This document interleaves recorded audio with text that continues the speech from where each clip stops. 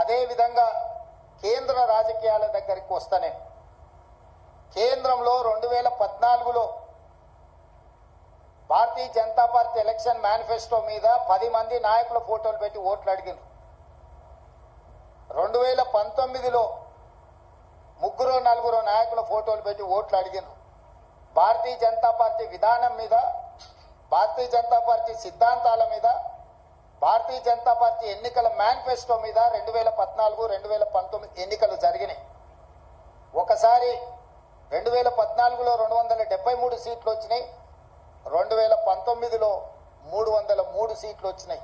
అంటే సంపూర్ణమైన మెజారిటీ భారతీయ జనతా పార్టీకి ఆనాడు దేశ ప్రజలు ఇవ్వడం జరిగింది. 2024 పార్లమెంట్ ఎన్నికల్లో పార్టీని పక్కన పెట్టిండ్రు, సమిష్టి నాయకత్వాన్ని పక్కన పెట్టిండ్రు. మోడీ గ్యారంటీ అని చెప్పి ఏక వ్యక్తి నాయకత్వంలో ఒకే ఒక వ్యక్తి, అది మోడీ గ్యారంటీ అని చెప్పి ప్రజల దగ్గరికి వెళ్ళారు. మోడీ గ్యారంటీ మీదనే మొత్తం ఎన్డీఏ కూటమి యొక్క ఎన్నికల ప్రచార సరళిని నడిపించిండ్రు. 303 సీట్లున్న ఎన్డీఏ బీజేపీ 240 సీట్లకు పడిపోయింది. అంటే మోడీ గ్యారంటీని ఈ దేశ ప్రజలు తిరస్కరించిండ్రు. మోడీ గ్యారంటీకి ఉన్న వారంటీ అయిపోయింది.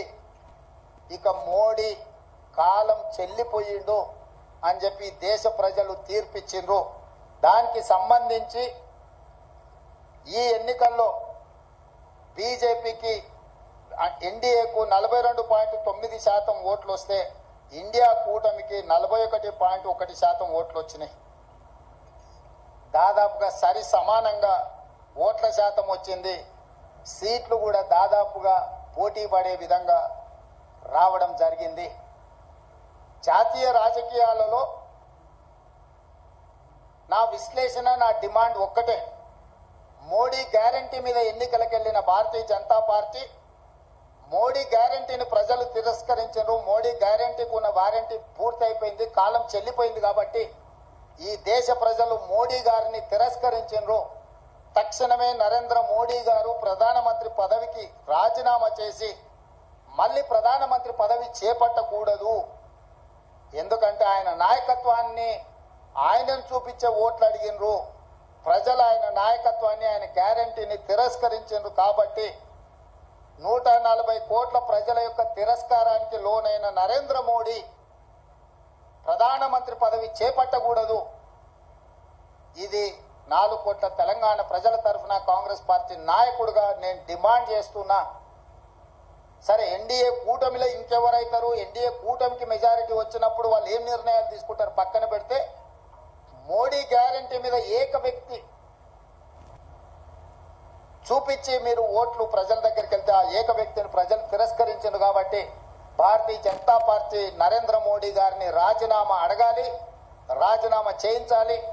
నరేంద్ర మోడీ గారు హుందాగా, విలువలు కలిగిన రాజకీయ నాయకుడుగా, సమాజానికి ఆదర్శంగా నిలబడే వ్యక్తిగా ప్రధానమంత్రిగా రాజీనామా చేసి హుందాగా వారు తప్పుకుంటే వారికి గౌరవం ఉంటుంది.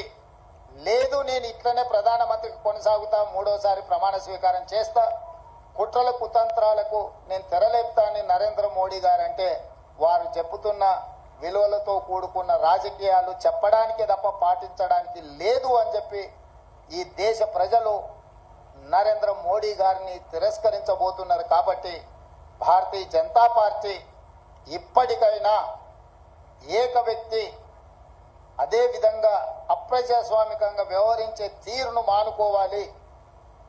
ప్రజలిచ్చిన తీర్పును భారతీయ జనతా పార్టీ గౌరవించాలి అని చెప్పి కాంగ్రెస్ పార్టీ డిమాండ్ చేస్తుంది.